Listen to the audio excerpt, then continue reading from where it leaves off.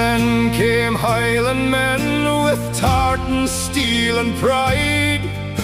The Camerons and the MacDonalds were gathered side by side, and from the fields of Erin Green, across the Irish Sea, came soldiers sworn to Stuart's cause, to fight where they would be.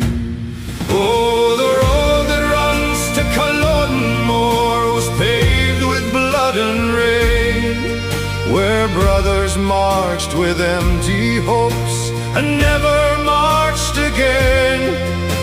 The heather knows their footsteps, the rivers know their name, and still the pipes are calling for the men who died in vain.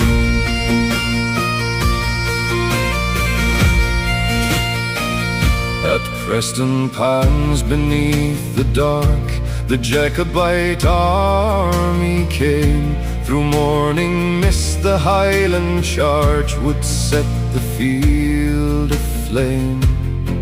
The redcoats broke before them, the victory was won, and songs were sung in Edinburgh beneath the rising sun.